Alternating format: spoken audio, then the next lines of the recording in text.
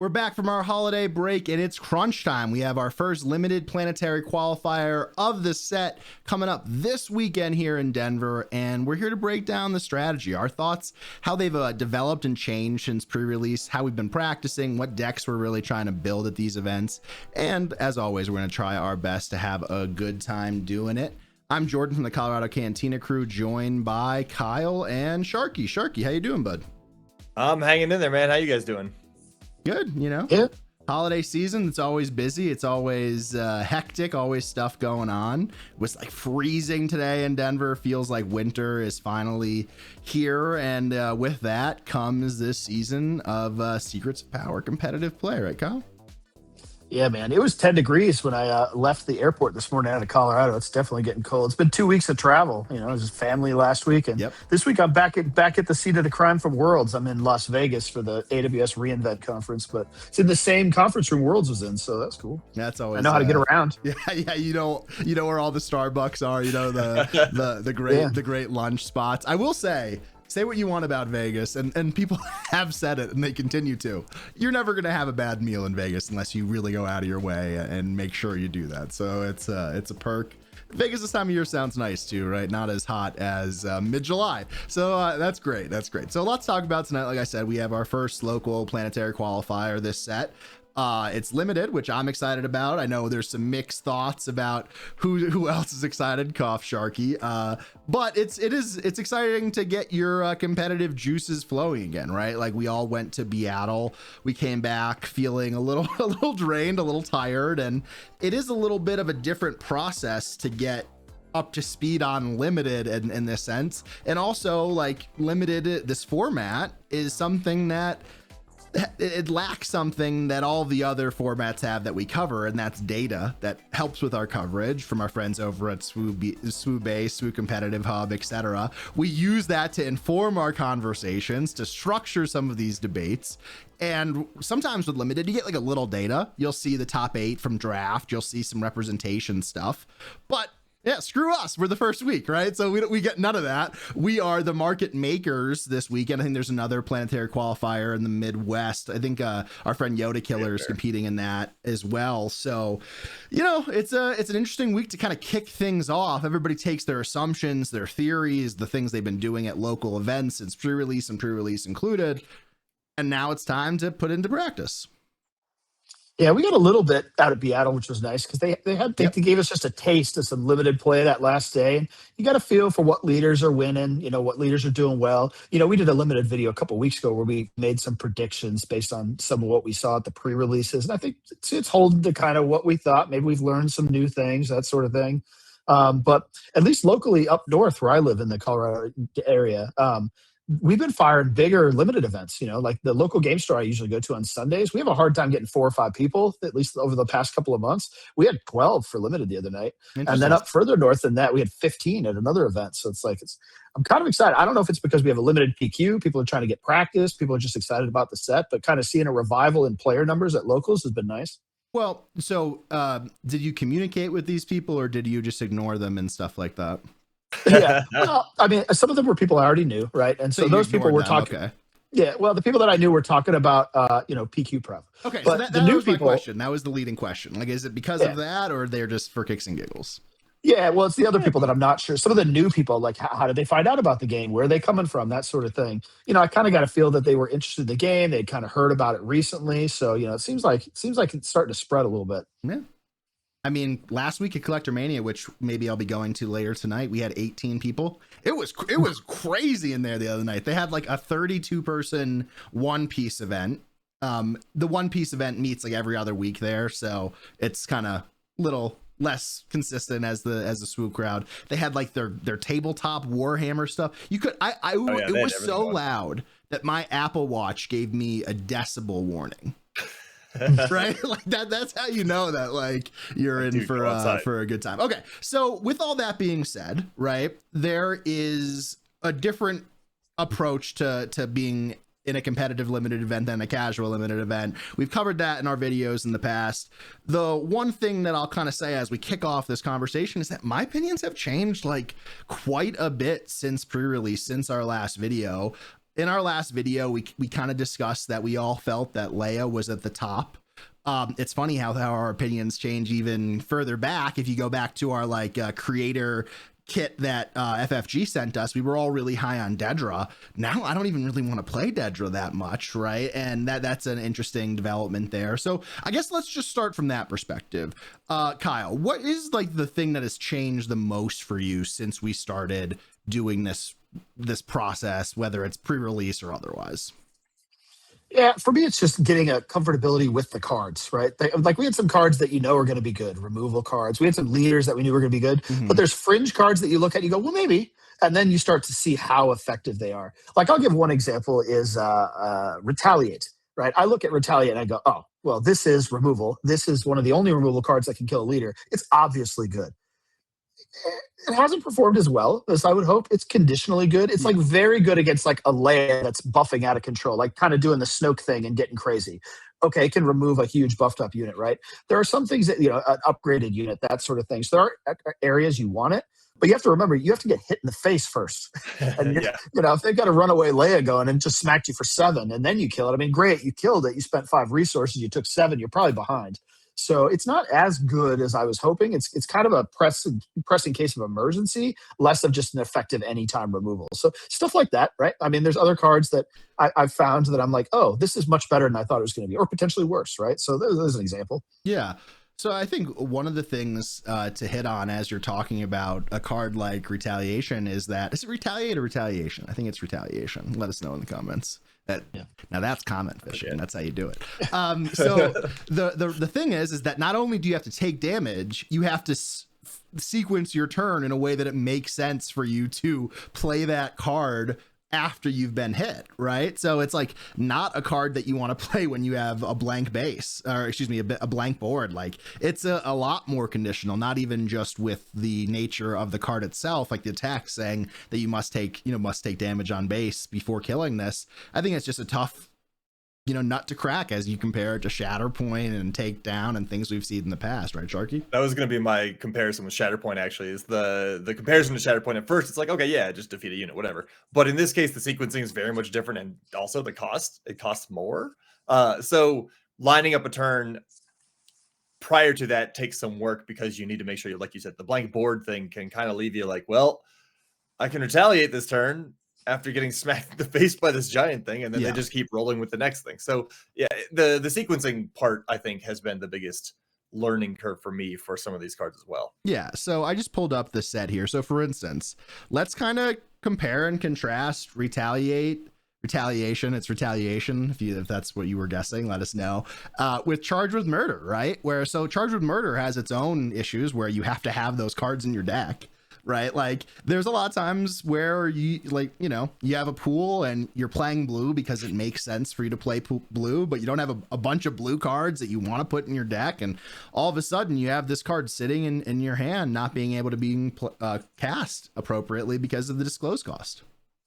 Yeah, that's a great example. All of the Charged with cards I found to be less effective, especially towards the late game. When you get into top deck mode, you're probably not going to be able to get your double aspect you need to make it work, right? The other one has been like with Mon. I've been playing a bit of Mon. I played her just last night at a draft, right? Well, with Mon, it lets me play all these out of aspect, guys.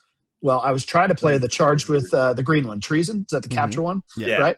I could never get that thing online because I had yellow guys in my deck and blue guys in my deck, all these guys from different aspects that, because Mon's allowing me to play them that do not help my Charged with activate, right?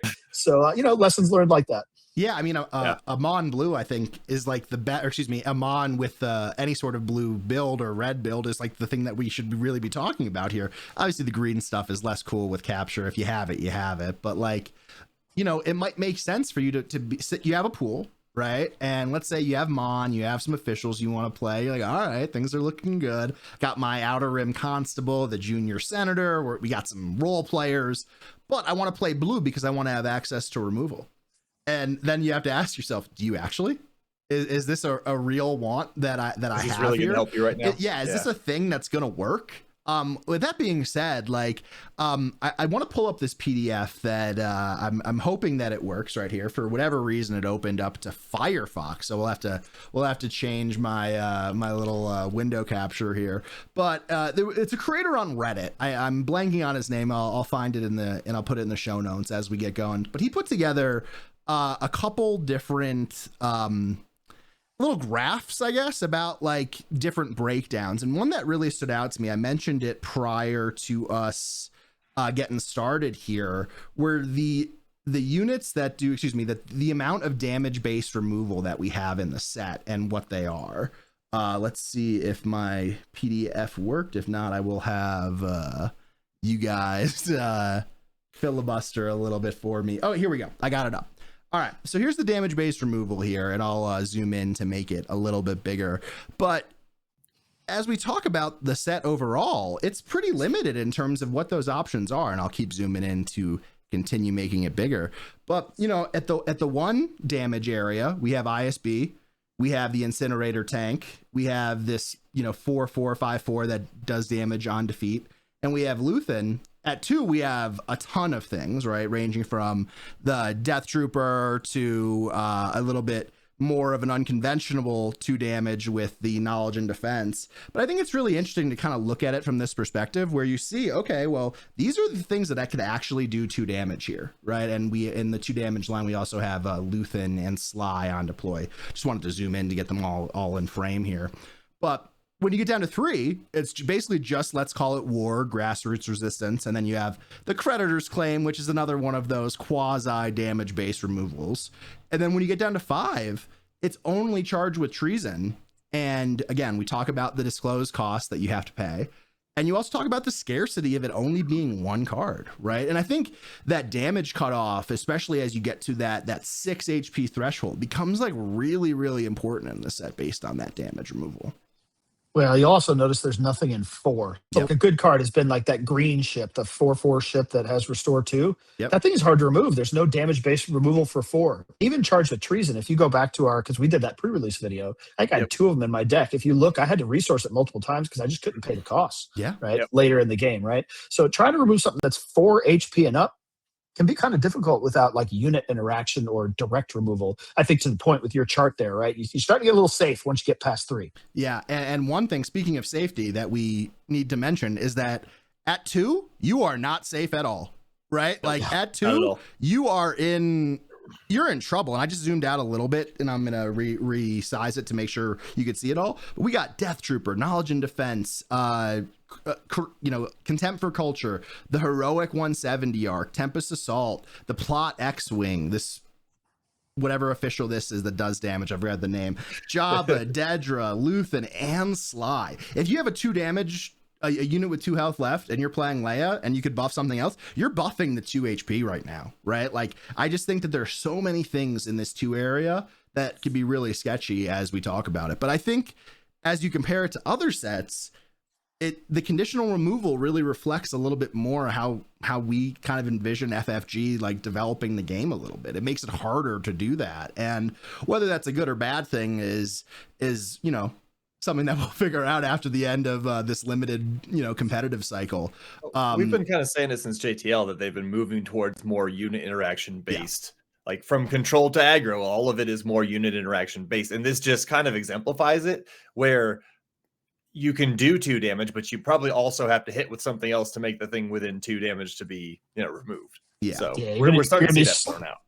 You're going to be slamming a lot more units into each other. There was one that your chart was missing. He's a rare, but Agent Callus, I had him last night. He does 2 to up to 3 units. Mm-hmm. And I had an opponent leave a lot of units on low health. It was, it's not going to happen often. But again, that's the 2 threshold. It's not right? my chart. So let's credit the guy on Reddit who now made the mistake. I forget his name. I'll get it in there. But I did think it was well put together in terms of what's available and what you could do it with, right? And in the past, that 4 HP area has been very important. Think open fire, think how those things go, whether it's the Falcons of the world, Kira flipping, etc., right? That 4 damage threshold has been pretty important. Changes a little bit here. So Sharkey, what's something on your end that's been surprising, or your opinions have changed since that previous cycle? So we've covered a lot of them. I mean, I have similar opinions to you guys on a lot of the card changes like that. I think the biggest thing that I have left is how much some of the other leaders have basically. Like we talked about Dedra kind of just dropping off. I don't not want to play her, but I don't want to play her either. She's one of those like I'll play her if I have to, as opposed to one of those where I'm trying to hope that I find her. Yeah. But the other ones that have surprised me, honestly, is the restore keyword in general. Okay. Always going into a limited environment, you always know ambush is going to be good, right? And so that's usually the first one I look for when I'm trying to find something that I'm a big fan of. But restore has a huge impact as well, and there's a lot of restore and or healing in general units that exist in this set as well. And it's kind of one of those like, if you can find a way to keep your restore units alive, you can kind of go indefinitely into a long game grind and just make someone lose by not being able to remove your stuff. Like the shit that Kyle mentioned earlier, the 4/4 right there, has a huge impact. Another one that I know has a pretty big impact is the Renowned Dignitaries, if you can keep them alive. And one of the ways that I've seen do that is with Satine, of all people. Sure. Like Satine isn't an amazing looking stat body, but her remove damage from your own units, specifically, she removes 2 damage from your own units, which covers a lot of the damage being done by those events we just looked at. Kind of keeps your things alive long enough to do more restore to kind of offset a little bit of that. It's just kind of like fighting for the board in a way that also makes it so they have to fight your board, because if they go straight to your base, you're just going to restore it. Yeah. I do think that cards like Senator Chuchi and the Coronet, I forget what it's called, that's a combo that you don't necessarily see a lot in limited play, where you get like that sort of synergy that's buffing each other up and buffing not their strength, but their abilities, similar to like Figure of Unity being able to get that mass restore. The Nubian Starcraft, like Kyle mentioned, a great card. 4/4 for 4 with a conditional restore 2. Sign me up. Obviously, like this tilts pretty in favor of heroic, which restore normally does across the existence of the game so far. But there are some cards, and like you said, that are neutral that we've been talking about: the Alderani and Envoys, the ASB Laborer, Nubian Star Skiff. Obviously, ASB Laborer is a solid 2-drop. It's not something that I would be like high on my list of things I'm like super pumped to play. It's a great Leia card. Yeah, it's not bad though. A couple of these are really good Leia cards. The B2 EMO, same thing. She can buff really turn 1 potentially. The Alderani and Envoys, I've seen a few of those get out of control in a Leia deck, right? Both very good cards. I agree with the restore point. I do want to reinforce the Dedra, and I think we are going to talk about leaders. I've been really disappointed in Dedra. Yeah, let's save it. Let's save it for as we get over there. Okay. But one thing here, as we talk about the Alderani Envoys, is that like they fit really well in an aggro deck right now, I think. Right, yeah, where you're pushing, and then all of a sudden you slam this on 6, and they like have to deal with it. Right, like if you're racing somebody else, and it's a lot of health. Right, we talked about that threshold of 5 HP, 6 HP for damage. Like this is safe. And at this point in the game, especially if you're playing, a Leia build that we're referencing, you've been pushing quite a bit of damage, and the swing of a restore 3 can be pretty hard to come back from. Yeah, I'd call it a stabilizer. I wouldn't say it fits into an aggro deck if that's what I'm trying to do, but it certainly helps you stabilize into the mid game and transition into the late game. Mm-hmm. The other point you made there is that 7 butt is a big deal, because there's cards like that Worm, the Ambush Worm hits for 6. There are ways to deal with 6. There are not good ways to deal with 7. Mm-hmm. Usually you're going to have to run 2 things into this, and it's going to get to swing at least once for a restore 3, which is pretty effective. Yeah, and that's something that you have to keep in mind, whether it's stabilization or fitting into an aggro build, whatever perspective you look at it from. If you're racing someone and you start pushing damage while healing damage, it's the old Sundari Peacekeeper move, right? It's that old swing in classic Sabine set 2, where all of a sudden you're racing, but I'm also restoring for 2, which is in effect usually a 5 HP swing instead of a 3 HP swing, as you're talking about damage and healing added together, obviously. But Kyle mentioned B2 Emo. I think if I'm playing Leia, he's definitely my favorite ground unit for Leia. He might be my favorite overall unit for Leia, but I think he's, without a doubt, my favorite ground unit for Leia. So let's move the conversation over to the leader perspective, and we'll talk about, someone who we think is probably the queen, give or take.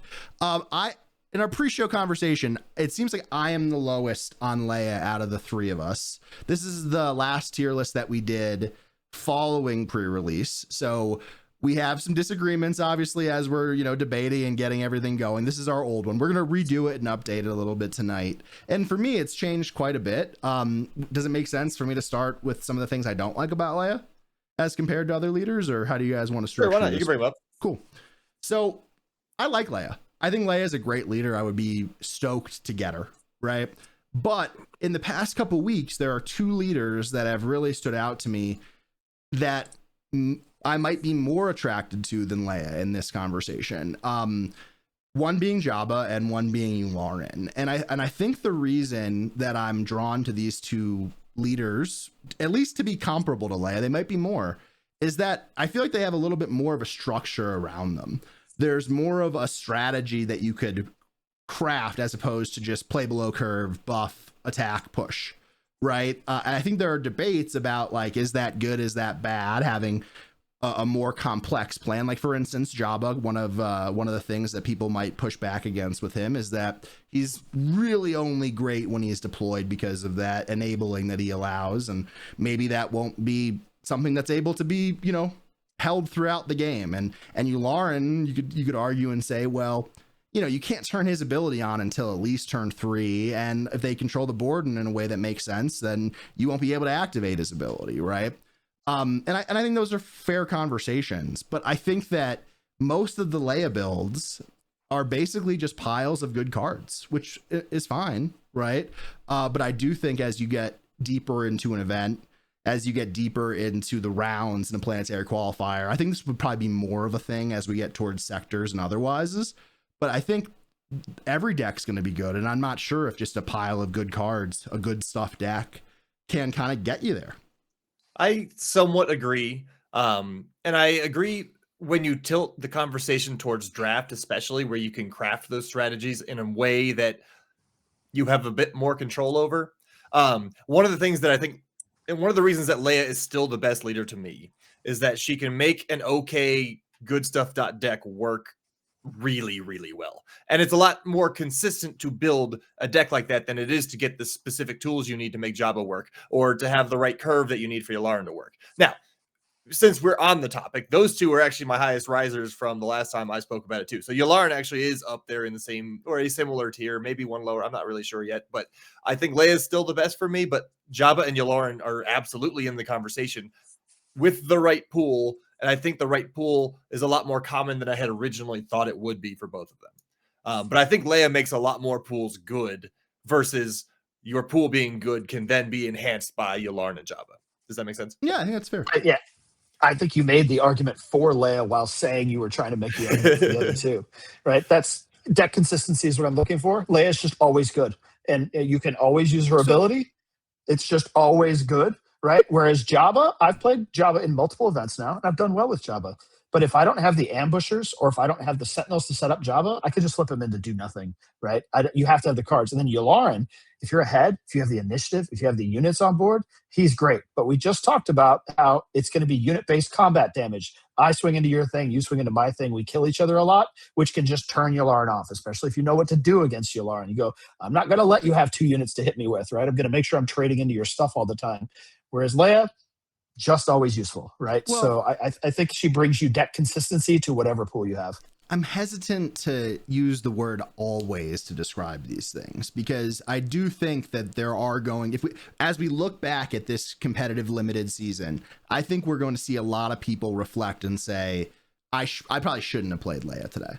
Right? Like, my Leia build was a little clunkier than I expected. I think there's a lot of forcing of it where it's just like, hey, I could do this, or I could play something else. And I think that's going to lead people to an area of making like good decks that probably aren't great. And I think in a nuanced binary suggestion, you're right. Sorry, I didn't mean to interrupt. No, please. You're actually like on the right track. It's just a matter of, I think that there's more available builds for Leia to work, and some people may force them on the fringes.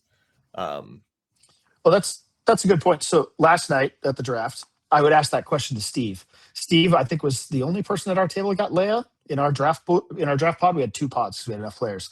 And I feel like he saw Leia and he goes, I have to play Leia. and I think he kind of forced Leia. Mm-hmm. And I'm not trying to call him out here, but he did He O2 doesn't listen drop, to right? podcasts. He doesn't. Yeah, He doesn't it, go di- on it didn't work YouTube. out for him, right? Yeah, the Nerd Slayer got him round 1, and then he got again round 2, and he's like, I'm out, right?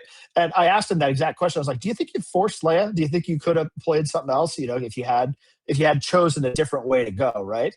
And I think he saw the first card was A-wing. He's like, I got Leia, and my first pick is A-wing, so I think that's where we're going. But then it just kind of didn't happen after that, and maybe there would have been an object, a position to change. So I think to your point, I still think Leia is the best, but I think the point is don't force it though. Just because she's the best, if you have these other leaders and your card pool drives you in another direction, don't dismiss the other two. Don't just go, I have Leia, I'm playing Leia. I think when we look at the results after these first few limited PQs, you're going to see the most wins and top 8s by Leia's. I think that's right? probably a fair guess, right? Like I think, but the structure of why I'm bringing it up is that a couple weeks ago, there'll be some changes in this tier list, but for me, it basically felt like this, right? Where I definitely agree. Jabba and Yularen moving up. Yeah, I agree. Where you have like this huge gulf in between where Leia is, or where Leia was from my perspective, right? Talking in the past tense, to now, I don't feel that way as much. Obviously, you guys know a lot of my career has been in like sports betting and sports betting content, fantasy content. If I had to set the odds of Leia beating the field in terms of, PQ wins, etc., it couldn't be, minus 300 or something. It couldn't be like, it's not that much of a lock right now. Just for conversation's sake, the average, line is like minus 110, right? Meaning that like both sides are pretty equal. Here, I would probably put it no higher than minus 125. Like I wouldn't have it at minus 140, right? So it's I generally agree. It's tough for me to say that, and I want to spend so much time talking about this tonight because it does feel like the general tone of conversation around Leia is just like, yep, with a bullet, yep, no problem, yep, do it, and I agree at the high end, and let's be clear, like I still think that she is pretty strong in here, and it's debatable, in my opinion, if it's 1, 2, 3, 2, 1, 3, whatever it is here. But I do want to caution the same way that Kyle just did is don't force it, right? Like check out your options and feel it out and take it from there. I'm 100% with you on that. Cool. So it was an interesting, the way you laid it out was very interesting because you're right. That's kind of how we were discussing it previously. Like Leia was by far and away the best. I think at the time it made sense because we were the most sure that Leia worked. Whereas now we've seen some other ones work and we have a better idea of how and why they work. Yeah. And so while I do still think Leia might end up being the best odds on leader to have, I do think the highs of some of the other leaders, especially if you build the pool that you have, I would say correctly, it's tough to call it, but basically if you go the right path with a different leader, you can absolutely beat a Leia and you can absolutely make a run with, I would say probably 5 to 6 leaders. I'd be borderline okay running at a PQ.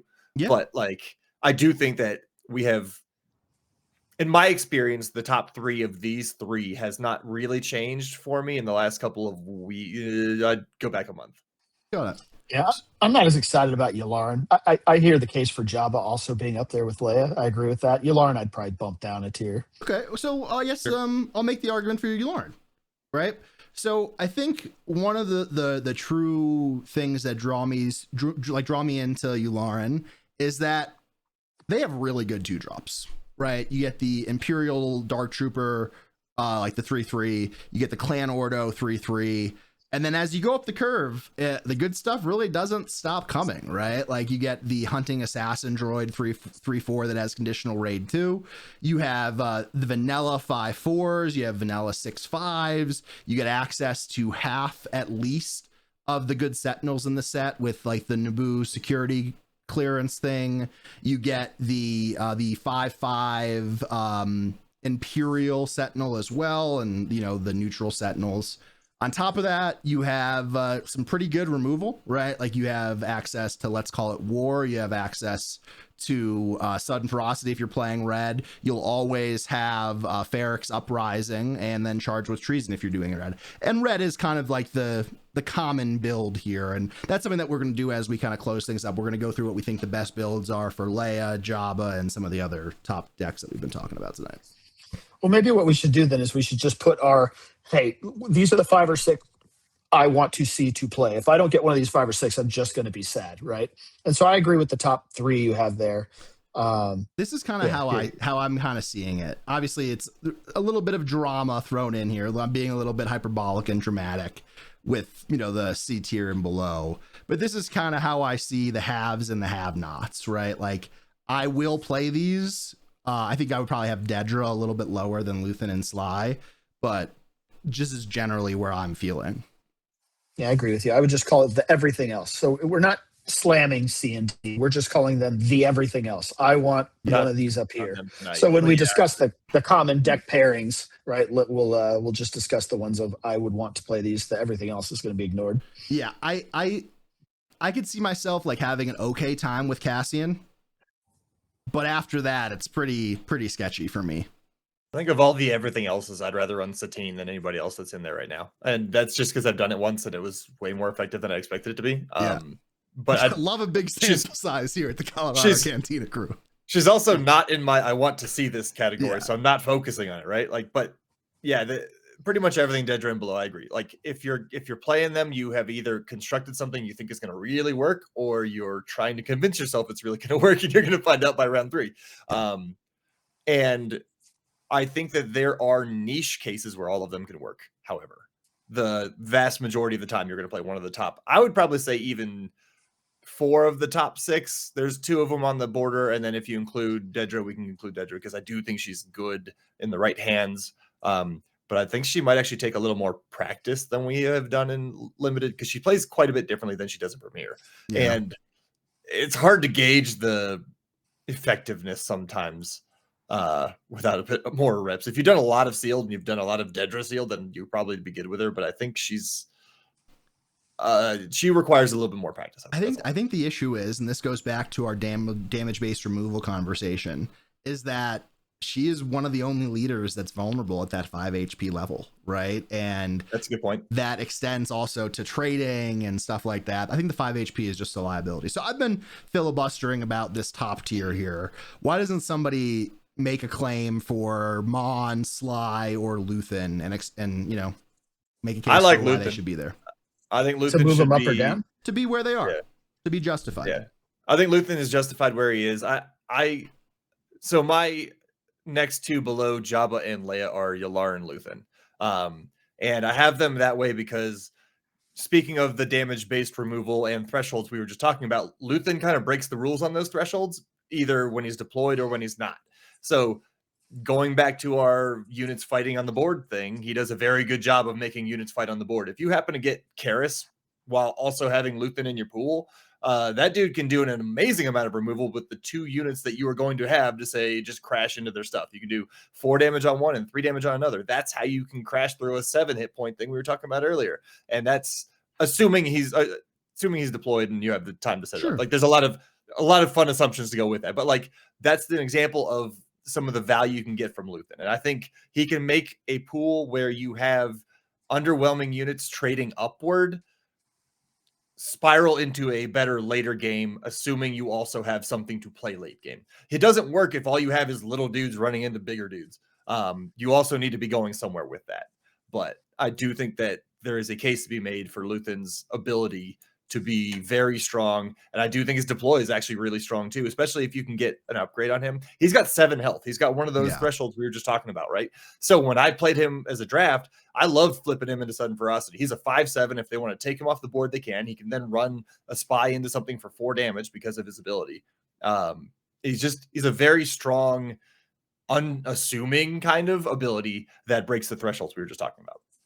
Yeah, I agree with you. And I like that you paired them together because my opinion of both Yularen and Luthen would be, if you could tell me that I'm going to win a lot of dice rolls, I'm going to be very excited to play both these leaders because I think they're both much, much better with initiative. Agreed. Much better, right? Yularen, so that I can get off those attacks before I get, interacted with, especially if a player knows what they're doing and is preventing me from doing so. And then Luthen, to your point, when you're trying to hit those thresholds, I need to be attacking in and dying, not in the reverse, right? So if I'm winning dice rolls and I'm getting initiative 2 out of 3 games a lot, I think both these leaders are much better. But I think both of them are really hurt by not having the initiative, especially Luthen, as I was playing him the other day, right? When they're smart enough just to trade down into me and not let me use his ability ever, you're getting sad. Mm-hmm. That's true. So as we talk about Kmart Anakin and the things that you could do to interrupt him a little bit, that's something I want to keep in mind as we talk about all these leaders, because they all have something. Like, for instance, we've been very complimentary of, Leia, Yularen, and Jabba. They all have the things that are their weaknesses. And, Leia's, like we talked about last set, kind of, Kyle, in our limited video there, was that, you can't let them snowball, right? You really need to fight it early to shut it down. But you know what I think the biggest weakness of Luthen is, guys? It's not the initiative. It's not the only 2 power. I think it's the fact that he's aggression heroism right now. And I think in the limited setting, there aren't really a ton of cards that are conducive to that. Like, for instance, I was even thinking about it the other day about like some draft strategy stuff where if I want to play like Kazuda, I think Kazuda is an excellent limited card, right? Yes. 2/6 with raid 2 could be an additional 2 damage on top of that potentially. And I'm thinking, did work for me in Beatle. Yeah, and I'm saying to myself, what decks is he good in? And it honestly, like, Luthen's one of the only leaders that could really support it. Like, sometimes you're playing Mon Red, but it's not super common, right? Leia Red is out there, and it's something for me, Leia Red would be like the second Leia variant that I'm interested in. It's not like Cassian seeing much play with it being a rare leader, right? You're not going to see Padme, so red yellow's out there. It just seems like the red yellow heroism side's going to be pretty underrepresented, which might be something to keep in mind for drafts and stuff. It's interesting. I love red in general because you get a lot of the damage-based removal in there, and you get some good units. You were describing my deck from last night, by the way. I was playing Mon Red, and I had Kazuda. Oh, that's great. I had Luthen Yellow at Beatle in a draft and had Kazuda as well. So yeah. That's the time I would use him. I liked him there. I like red generally. I think with Luthen. Well, do you want to go through each one of these leaders and kind of describe what our ideal pairing or strategy is? While we're on the red topic, real quick, one of the things that we're talking about, since Leia tends to be a big thing and let it roll, one thing that is in red heroism to help fight that is Cato Connix. So just something I wanted to bring up since we're on the red heroism. No, that's a good card right now. That is a good anti-Leia tech. Yeah. So I guess, we'll go through that, Kyle, but real quick, do you have anything that you want to say about Mon or Sly? Sharkey and I kind of said our piece about the leader that we wanted to make a case for. Do you have a case that you want to make? Yeah, so Mon, she has a good flip, right? She's a 3/7 for 5. She's got the Quinlan Voss flip, so her body is good, especially if you can bring something out on her, a sudden ferocity, unveiled might, whatever. But I think what I found with Mon is she's one of those leaders that I'm not looking to play her for necessarily, but sometimes she just works out because your pool says, well, but I can play with all these extra cards, right? I was playing Mon Red yesterday, but I was able to play officials, like 5 of them out of blue, right? And just kind of fill out the deck. And so it just made for an overall high power level out of multiple colors. And I think sometimes you're going to run into, especially in sealed, maybe just a pool that just makes sense with Mon, right? And so she needs to be up here. Sly, I think when we talked previously about Sly, one of the things I was always knocking is like, when are you ever going to use the leader ability? That's never going to happen. It happens a lot. It's actually not that hard, right? I was like, you got to have all these exhausted units up. Yeah, towards the end of the turn, they've got a floating resource, especially as you get into the mid game. They can do it almost every turn if they want. Now, the problem is they do it, you grab the initiative, and then you can just immediately kill that 0-2 that's sitting there, right? So, but it almost gives them pseudo initiative back because it exhausts one of your units because you have to run into it, and now they have the initiative because you spent an action running into it because you didn't want to have something die to just a 0-2 they got for free. Yeah. So it's better than I thought. Totally. All right, let's go into some of these deck breakdowns. So for me, I said that I think that Leia Yellow is my favorite variant of Leia. Does anybody else have a different take there? No, nope. It's definitely especially if you get the A-wings, right? If you can go like A-wing buff right away, that's how you can just win a game. So I like Yellow the best. I do think that she works in basically every color unless you're going double aspect, but I do think Yellow is my favorite of the bunch. Yeah. So let's talk about Yellow first, and then we'll hit on them quickly. So Yellow has, I think, the best 1-drops. Right, you get the A-Wing, you get the Canyon Runner 1/4 on the ground. You also get pretty good upgrades, right? You get access in Leia's native blue color to Nimble Prowess, to Plot Armor, the Armor of Fortune. But then on the yellow side, you get access to the Stolen Starpath unit. You get access to special modifications, which is like the transport only ship. You also get the Emissary Sheathpede, which is a great 2/4 to start with. Just some great space units overall. My question is, Kyle, what is the downside of running Leia Yellow? How do you lose those games? Well, I found that in Leia Yellow, you're trying to do this early on buff out of control strategy, right? Like we just talked about. You're trying to use a little unit that you get right away and buff out of control, which typically means you don't have a huge top end that you're going to get from like a green. You're also losing like the potential removal, damage-based removal of red. So you're kind of all in on the strategy of buff a unit and go get them, hope they can't interact and do it. And that's how you lose, right? Is if they do have a way to interact, kill your early things, stop your onslaught, they're probably going to have a better top end than you after that. They're also probably going to have more removal out of red and things than you do to start interacting towards the mid game. Mm-hmm. So it is more all in, right? So when it works, it's great. You just win. But if they are able to kind of shut you down early, it's harder to, because of your color pairing, you don't have kind of the heft after that to, finish a game. At least I found. Yeah. Sharkey? I would sort of agree. The top end, so I've played the top end with like the Mandalorian, but that's a rare. So you have to kind of have the right top end to show up. But I would agree. If you haven't established so much board control that they can't stop you by that time, you're going to have a tough time closing games, because then they're going to start, they being the other team, is going to be able to start countering what you're doing. Most of like, I don't remember if there's any bounce cards in this set, but yeah, like Beguile is one that you really right. That's what I was thinking of. It could be really punishing when you have a gigantic, I don't know, Cicatra Vizago for something that I did in one of our videos, right? If I got beguiled with that, my game is done. I've invested so much into that guy, So the top end really is a problem with yellow, but there are occasions where you can also get a big top end, but they're just rare or legendary in the case of lightning. Like Hunter, all that sort of stuff. Yeah. Right? Those are not cards you're going to commonly get.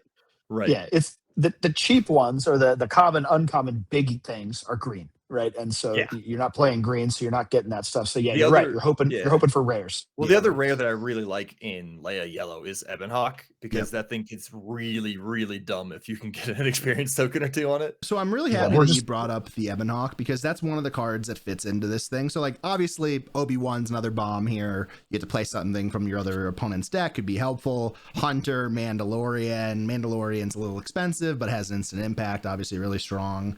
The other one that I think about is the Lightmaker. That's a damage bomb that's a little bit weak to a lot of things, because it only has 4 HP, right? But it's a bomb nonetheless. You have some other generic cards that we could talk about, but it's not that great outside of these. So I think that if you're building a Leia Yellow and you say, I have like the nuts pool, right? I have the best 2-drops. I have these upgrades that we mentioned, the best 1-drops rather. I don't think you need to necessarily be that concerned with these. But if you're playing a more if you're playing a more fringy Leia Yellow build that you're maybe forcing, like our buddy Steve the other night, I think these are cards that you really want to look out for. And Beguile would be another one for some tempo swings going here. Yeah, I mean the point is you just named rare, legendary, rare. Right? Yeah, so exactly. I think so. Like, those are tough to come by.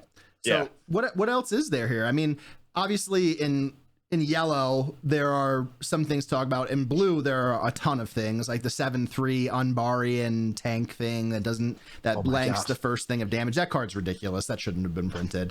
That thing is really that card's just like utterly ridiculous. It is unreal. But you really don't have that many other things. You do have great events like we spoke about, right? But as we scroll down, Galen Urso is a 4-drop. Blue Ace is really solid in this build. It's kind of in that mid-range area of cards. Blue Ace is solid.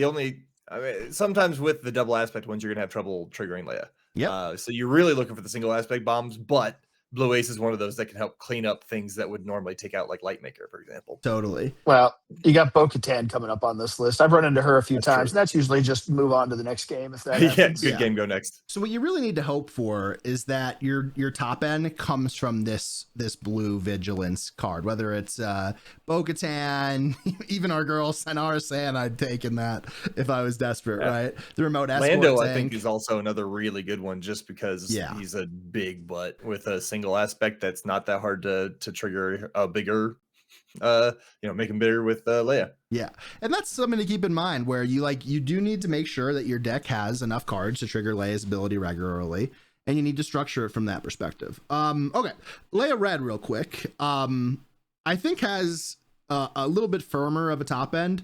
You get the 7/6 Walker tank. You get quite a bit of upgrades along the way, whether it's sudden ferocity or otherwise. Your 2-drops tend to be a little bit more hardy, right? You have Crosshair, you have Clan Ordo. You don't have that many good 1-drops though, right? You have some 1-drops on the ground that are functional, whether it's I think the Rebellious something, and then the Reckless Rebel, the and Reckless Rebel, and Rebellious Functionary. Yeah, so you have some decent options there, but you're probably curving out a little bit more in that deck than you are in yellow, right, Kyle? Yeah, I agree. You also get the red damage-based removal to protect whatever it is you're buffing, right? Because if they run out a unit that they're going to try to trade into the thing you're trying to protect, you could just use one of these damage-based removal cards, let's call it War or whatever, to fend them off for a turn so that you can buff out of range. Yeah. The other thing I like specifically in Leia Red is if they're trying to control your board like that, the Corellian Hounds are a lot of times coming in ready. Very solid. It's a super good card for that kind of thing. The other one that I actually found it's a rare, so you're not going to get to see it as often. So the Hounds are common, but the Saw Gerrera's U-Wing is also a single aspect, not too hard to trigger to get bigger, and has an effect where it just says attack with another red unit. That's pretty good, especially if you start buffing that thing. Yeah. Yes. Speaking of cards, I asked to read a second time. The first time they played it was that Hounds. I'm like, so it's ready? Wait, hold on. Wait, what? Excuse me. That for me, that was the 7/3 Unbarian thing. The Umbra is what I'll call it. What do you mean it doesn't die yet? Yeah. So we talked about yellow a lot, red a little bit. Is there a reason for you to play green, or if you were going to be playing a Leia green deck, are you better off playing Mon? Because one thing that I would, posit here overall is that Leia in the top, 6 leaders that we laid out, she's the only one that comes out at 6. All the other ones come out a turn earlier, and that's not the only thing, but it's a thing. Yeah, she's also a problem when she comes out. She start buffing herself right away too, so she's a beast. I don't like. I find her difficult to remove. Yeah. I mean, unless you're a real Sentinel heavy build, like you open up all of the Sentinels, for example, I don't know that I would run green. I think it's a fair thought. If you have any other choice, I think outside of a very Sentinel heavy build, I don't think I run green. Yeah, it just depends on card pool there. It's probably the color I'm, least looking for, but I don't think it's bad. Yeah.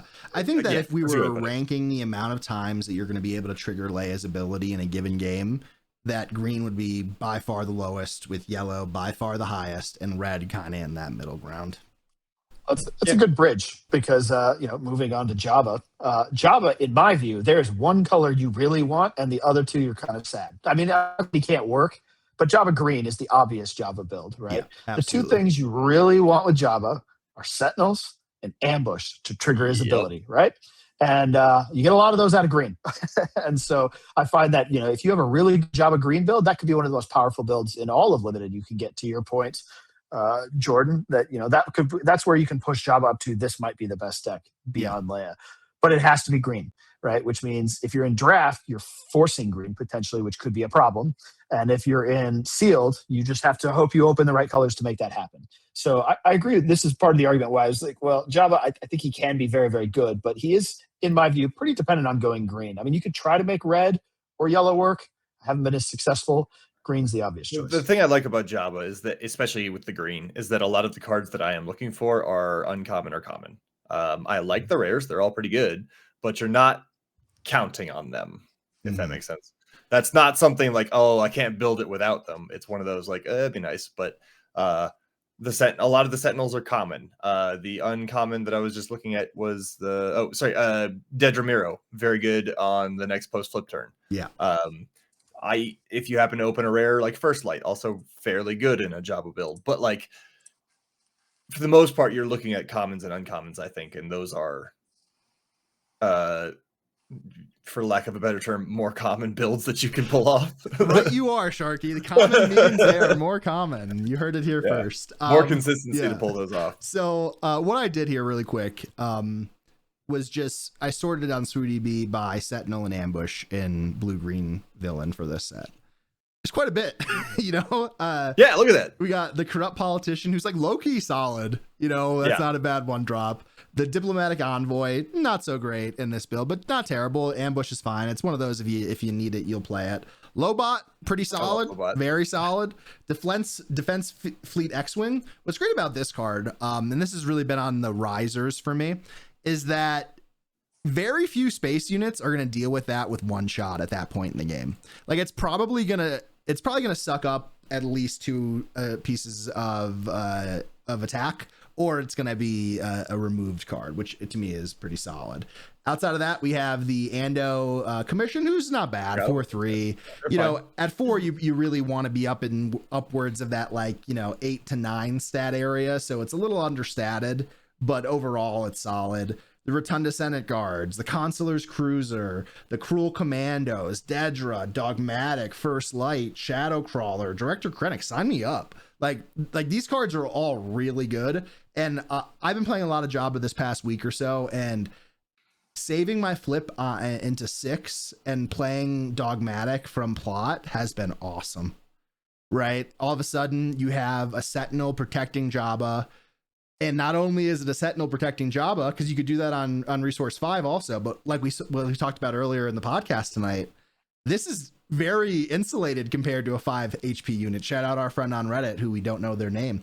But these are things that I think about, and I've really been liking that delay. The other thing to think about is there's another green common card that we've talked about, how Jabba is really all about his flip side ability, right? And the one way to, you know, keep him around longer is to give him more hit points, which Unveiled Might is a common green card. And I think giving Jabba 1,000,000 hit points like that might just make it so that you can get to the next turn and have some more ways to smash things down too. Like, it doesn't make his flip turn great. Like, he becomes a 4/11, which is pretty good, but it still can make it so that you can then ambush something on 6 or do something else big that we were talking about as well. Yeah. Probably the best color scheme to enable Jabba staying alive. Yeah. Right. So pretty strong there. I mean, the way that I think part of the reason that I have been so high on Jabba in these past few weeks is that there are so many of these cards that are good that make sense. Right. Where I agree that, you know, Leia's ability is more widely applicable because you could use it in every deck. I just think the supply here is enough where game theory wise, it's. I think the narrow spike is very good with Jabba because I mean, I have yet another card. I mean, we're looking through all these and I'm like, oh yeah, all these are good Jabba cards. Newt Gunray is another amazing one if you happen to open up that rare. Like, he makes things Sentinel, which makes Jabba's thing trigger. Like, it's stupid. Sounds good. Sounds good, right? And you also have this Disciples Devotion 3-cost upgrade for 1/3 while this unit is exhausted, gain Sentinel. Okay. Sounds fun. Yeah. Anything else on this Jabba build before we move on to you, Lauren, a little bit? Yeah, I'd start to skip the other colors. Otherwise, it's gonna be a 4-hour pod. Hey, well, that's what the people come for. They missed us from our holiday break and stuff like that. All right, so I kind of spoke about you, Lauren, a little bit in the more debate section of the podcast. Anybody else have a take they want to lead off from our duplicitous friend? Well, I might agree a little bit. To me, it's red. To me, if you're playing Yularen, you're playing aggro. You're trying to get the initiative, and you're trying to be the aggro. You're trying to hit twice, and the color that's conducive to that is red. Some of the nastiest things I've had done to me is they go turn 1 Gonk Droid, right? And that allows them to get out a higher costed unit. If it's a space unit, double scary on turn 2. And then now they've got their 2 different costed units they can start smacking me with every turn, right? So terrifying. And that's an aggressive strategy. And I think that's the way to build Yularen. Is probably red, probably aggro. I don't have any notes. Like, we've covered a lot of what Yularen does, and a lot of what Yularen does is done well in red and green. So I think it pretty much covers at minimum the basics and probably really the most of the discussion. I could see an argument for yellow if you happen to get like all 1-drop A-wings or something, like, but like an A-wing to supplement some of that stuff. Like, if you get a bigger ground unit later on, you can just attack with the A-wing too. But I think red green is probably where it's at.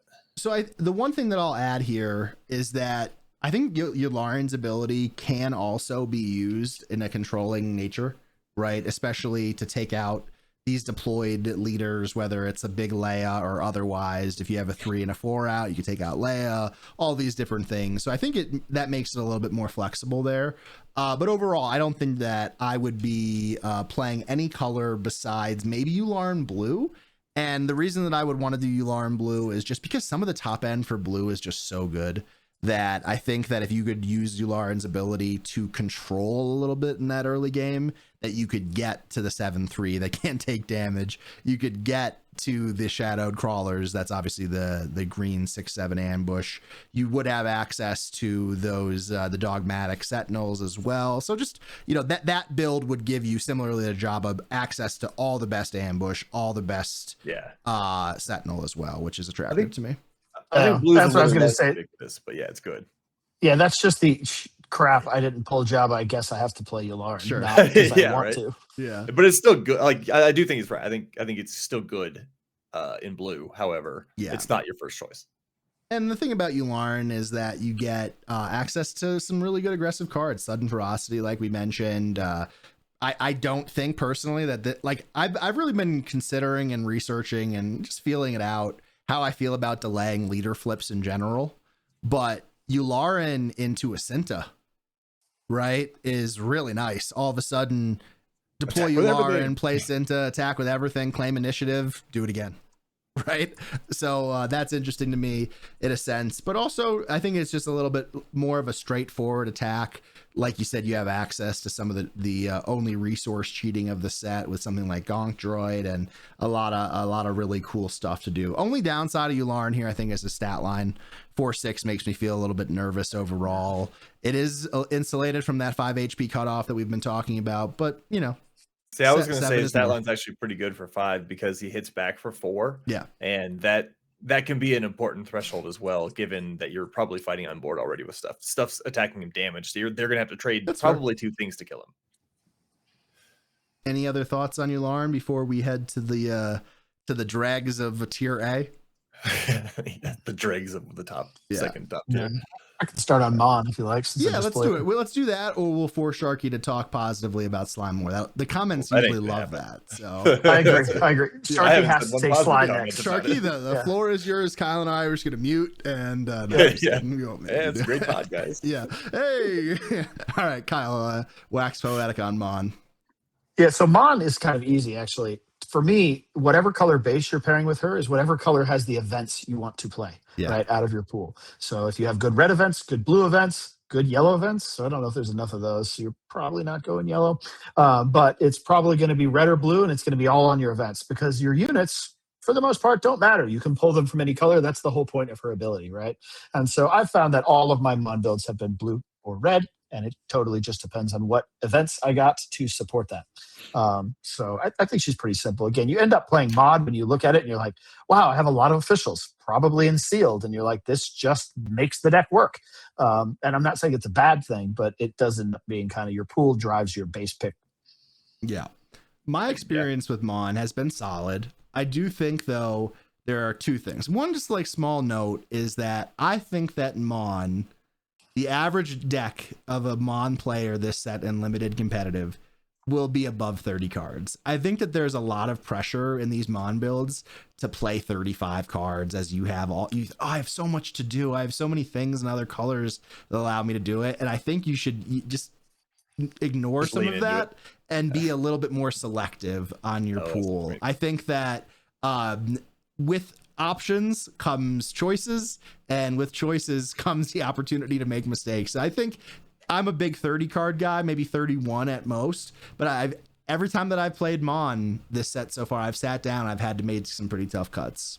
So it's interesting you say that, because my build last night, I had 33 playable cards. A lot of times I'm trying to get to 30. I have like 26, 27, and I'm putting in 3 crappy cards, right? With Mon, to your point, I had 33 good cards, but I'm never playing more than 30. Your 31st card, in my view, is your worst card. I'm cutting 3. Right. And so I might bring those other 3 in depending on the matchup, how game 1 goes, that sort of thing. But we're starting each game with 30. Yeah. I think the reason that you run Mon in the first place is some of it to fix a pool, some of it for the flexibility. Right. So I agree 100% that you should not be playing more than 30 cards. You don't want to run every option you have because most of the time there is a 30 1 through 33rd best card in the deck that you have. You don't need to use all of those options. The reason you're running Mon is because sometimes your options are a little on the scattered side from the color pairings, right? Mm-hmm. So I do think that a lot of times you're improving your top end by using Mon, because you can then use, so if your pool is mostly blue green and you have some yellow official that's really good, I'm making colors up as we go, good. Like if you have a top 3 things that you're like, oh, I really wish I could play those, but I don't want to play them off aspect, you play her so you can do that without playing them off aspect.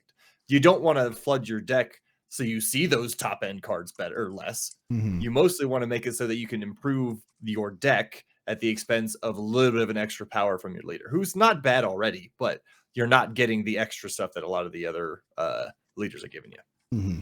I agree with all that. Here's my little quick tip on Mon. I think her stats are great. She has the Quinn, the Talzin stat line at 3/7. But when she's deployed and you're facing a leader that does have a board impact leader, not a deck impact leader, she can feel a little bit outmatched. So I found that upgrades are the name of the game with Mon as well as Sentinels. I'd also say that I found that you don't really want just fine officials to play. You want officials that are off aspect that play a role. The junior senator popping an upgrade, the outer rim constable defeating an upgrade, the lone shark being able to ambush. These are the types of things you're trying to do. And obviously there's examples and other situations that make sense. But if you're playing anything, any of your events that have disclose, I advise you to just be a little bit more risk averse to playing off aspect cards. You want to make sure they have a role. If you don't have another vanilla 6/5 to play, fine, do what you want. But I don't think that those types of units are the most effective in these builds. I agree. Yeah, totally agree. I have Karasnemic, and I can't create a spy because I don't have an aggression arrows on the card, right? And I've got a bunch of blue officials in my hand. I'm like, well, that's where you got to bluff, right? You got to be ready to do it. All right, so we spoke about Luthen quite a bit already. Let's just talk about Sly. This has probably been the most controversial leader here on the program. I think Sly's solid. I think she makes great tokens. I think that she has a pretty set archetype, and that archetype is yellow red. And I think that green, I played green, it's been okay, but I think she could get really fast and really wide. And internally in some of our testing, I've had some really strong Leia builds that just got outraced by Sly. Too much exhaust, too many units going wide, too many upgrades, access to sudden ferocity, her leader flip giving some tempo as well. I don't think that Sly Red should be something that's underestimated. Yeah, I said earlier, but I agree. The amount of times somebody actually got a token off Sly surprised me. It happened more than I expected, which makes her, regular side pretty good. And then, of course, the flip is just good, right? It's got damage-based removal essentially on it, so it's something you have to worry about sequencing on the flip turn. It's a decent body. It's just overall a good leader. Yeah, it's Sharkey. Just in a color I'm not excited about. Right? That's the thing. Yeah. Yellow villainy, and you have to play yellow villainy. Then you're going to pair it with hopefully a good color, but that's what's pulling her down. If Sly was red, oh my goodness, she'd be right up there with Leia. And so that leads into my point. I think that there is a very narrow window in which I would play Sly, and it's specifically I have a very good red villainy pool. If I'm playing yellow villainy, I think I'd rather play the other leaders above her in this tier list, and I recognize that she's better than I initially gave her credit for, especially in Limited. I don't really like her in Premier, but like in Limited, I can give it. I still don't really want to play Sly. I'm proud of you. I'm proud of you for coming. There's a very, very narrow window in which I'm playing Sly, and I open 3 of them and I have a really good red villainy pool. Like it's probably about what it would take to get me to play Sly. I think I would rather play Sly than Luthen. Mon, it'd be pretty tough. I like Luthen better. Again, this is for sealed. Totally, yeah. Because draft actually is a whole different story. I think she's potentially very good. What I'll close here with Sly. I can speak. In Seattle, we did the draft, and I played Sly Blue. And what I'll tell you is yellow was so free. I think I had 50 playable cards. Maybe I'm exaggerating, but I had so many playable cards because no one was drafting yellow. And I played a yellow blue because that's just the way it worked out. And one card alone made the deck okay. And I think that's Darth Scion. I think having him combo with a go wide deck was really brutal. That being said, wasn't as good as some of the red builds, but that's what I'll leave it with there. Wait. Hold on. So you had access to all the yellow. Yellow was basically free. What was your record? Well, you only played one, right? Because you went afterwards, but I played a lot of games with Mackay and Nick, and we were hanging out, and it went about 50-50. I don't think that blue is the best color scheme there, but I just mean for playing villainy yellow at all, right? Is that's probably the problem. It's like to your point, you had access to the entire yellow villainy pool and still 500. Yeah, right. Like that's a little concerning. Oh, the yellow villainy pool isn't as strong as the other ones, but that's what I'm saying. I think the red, if you have a really good red villainy pool and you have an okay yellow one, I'd consider Sly. Yeah, I think that most of the other leaders on our relevant tier list here, including Dedra, who we have rated below her, I'd probably pick over Sly 80% of the time. And what I'll say, especially in a draft environment when you're playing with other skilled players, is that you kind of have to take what's available. Not necessarily take whatever you're handed, but take the path that doesn't have as much resistance as others. And for me, my misstep in that draft, I think, was leaning a little bit too much into the exhaust perspective of the color scheme with the capture and otherwise. We've talked about Dedra quite a bit. We've talked about Sly a lot. I think overall I'm feeling pretty good about how we've left you all with some coverage with what we believe are our top 6 to 7 leaders. Like I said, for me, it's probably more of a top 5 to 6, but you can have some arguments amongst yourself and your playtesting group as you get into it. Any final notes as we close up these leaders as we get into the weekend? Obviously, we're going to do some other stuff too real quick, but just on the leaders. No, I don't think so. I'm just excited to play Limited. I mean, you opened up this podcast with, hey, we got Limited as our first PQ out here. I personally am... I'm just not feeling the constructed meta still right now. I'm still a little on it, so I'm excited. This is what we got because I'm really amped to play in this event specifically. No, I love Han. I don't really want to play Han 1 green. I like Han 1 green a bit, but I'm really excited for this. I think Kyle and I have a little bit of a different perspective having gone to the Philadelphia sector, and we both felt that we weren't not underprepared, but would have loved to have another competitive event for Limited. And I'm excited to see it and how it plays out. I will say, for a topic overall, there's been a fair amount of fear, uncertainty, and doubt in the community over the past few weeks, leading to the box prices, Riftbound killing it, Gundam killing all these things. And I think that's maybe something that we'll discuss as we get in after this PQ. We'll chit chat a little bit about how we feel about the game overall and a little bit of more of a meta conversation, but I'm amped. I'm excited, and it's the holiday season. You get to see your buds, you get to see your friends. We haven't played together in person since Atlanta because we all went into our own little hideaways after the event that was Seattle. By hideaway, I mean I napped basically all day, every day after that. All right, so now we're gonna close things out with something a little new. If some listener questions, we're considering doing a little bit more of a mailbag style, and also we've been talking internally about if we want to open up our Discord to the community as well. We do have a private Discord that's team and friends only. You guys are all our friends that are listening, so you would be welcome most likely if you were on your best behavior. But let us know in the comments if that's something that you guys would be interested in. Obviously, we're in all the other Discords also, and people have been DMing Kyle on what was that? Hinge, Bumble, sorry, my bad. And Jillian watches the pod, so gotta be careful. I was just kidding. But so our first question here, Kyle, like I said, got the message from Reddit, but so.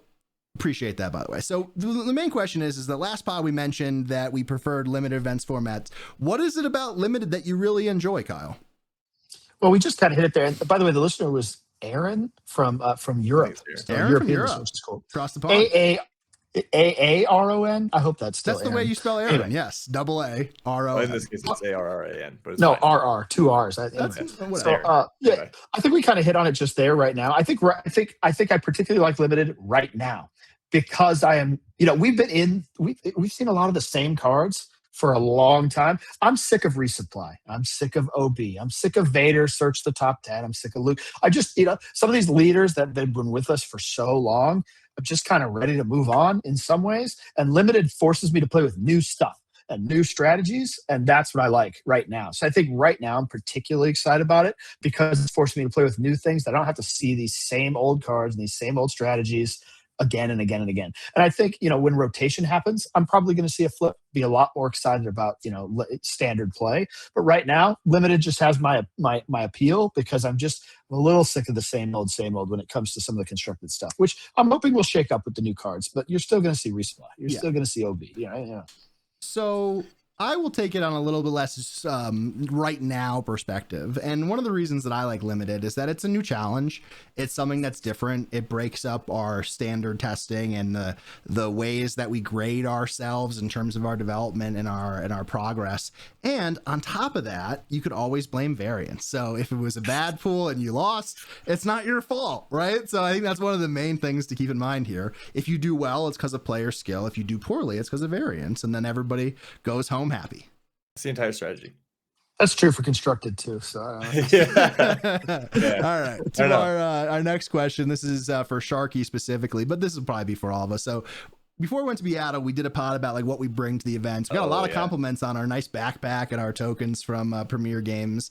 But one of the questions was that we like to swap decks last minute, and like, how many cards do you bring with you? I know that I'm the worst at this. I bring so much. I'm an overpacker. The absolute worst. Yeah, I'm an overpacker. Not even close. Yeah. So I go the opposite. Seattle is one of the first times I actually brought spare cards. Most of the time, I like to lock in my deck about a week ahead of the thing and be like, "Look, this is what we got. Yeah, this is what I'm dealing with. It. You have to figure out how to make it work." That's not me at all. For that one. That being said, with that in mind, I tend to have a deck that is 75 cards deep.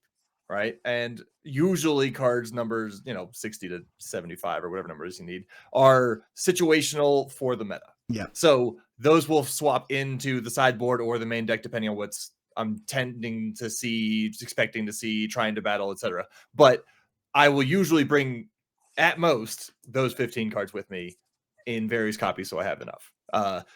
Jordan, on the other hand, I think brings 90 different cards per deck that he brings, which I think is usually 4 or 5. Yeah. So he's bringing his whole like giant box, which is why you have to ship it down. Yeah, he had to check his whole bag, and he travels. I check my bag because I want a pillow. That's what it all comes down to. We'll talk about that in another episode. I want to be able to sleep well. I'm a sensitive sleeper. But yeah, I bring a shit ton. Like, no exaggeration, probably 20 to 30 just in cases. And sometimes it's not even enough. As we were boarding the flight from Denver to Atlanta, I got an idea about the War Juggernaut fitting in Boba, and it was great for me in the times that I played it over the weekend, right? So I hit up some of our friends that were already in Atlanta and had them look through the pins to find the War Juggernaut. And I will say though, like, when you're going to the type of event that Seattle was, where you have all your friends there, you have 6 people, I do think bringing more is better than less. I know that we had some conversations about who wanted to play Han 1 Blue, who needed to borrow cards. By the way, did I lend you a Mina Bonteri Prestige too? I might have. I'm not sure. I'm missing one. No, I don't think so. The answer's always going to be no. Of course. Yeah, definitely not. Yeah, it was signed too. It was serialized. I do have a hyper foil Galen Urso Sharkies though. Okay. Yeah. Oh yeah. So that's the thing, right? You're passing cards around. You're changing builds every so often. I think having those core cards with you are always useful. Yeah. Yeah. I think it depends on the event, right? If it's a local PQ, I have my deck locked in, and it's the only deck I bring. Right. That's what I'm showing up with. That's what I'm playing with. It's ready to go. That's all I bring. However, if it's a local event that I might care a little less about, you guys know I've been prone to bring 3 decks and roll a dice, or text the wife and have her tell me what to play, right? Just because it's like, I don't care as much. But then, to your point, like Seattle, I also had to bring the decks we want to play test with. We were rented a house. We had an Airbnb. We were doing play testing between nights.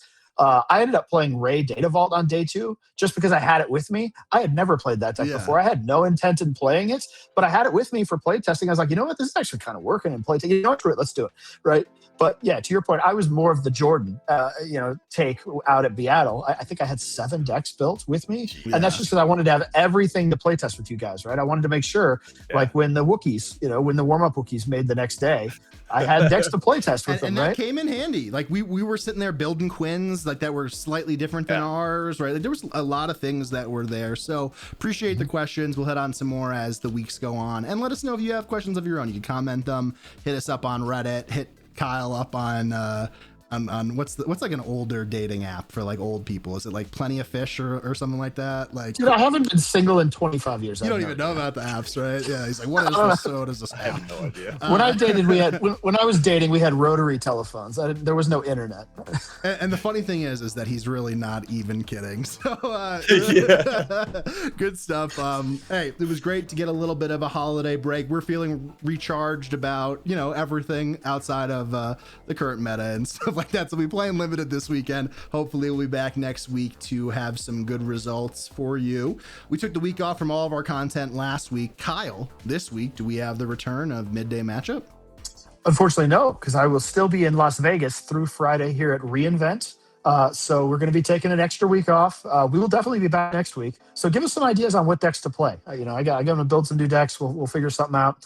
But yeah, I won't be back in time to run it this week. So we're going to be one more. So you'll have to hold off one more week on that. We also found out that Kyle's wife, Jillian, does watch the podcast, does listen to the podcast, because we tried to combo her last time with the Grand Inquisitor stuff. I didn't snitch. Did we Kyle. try? I didn't Did snitch. we try? She reached out to me.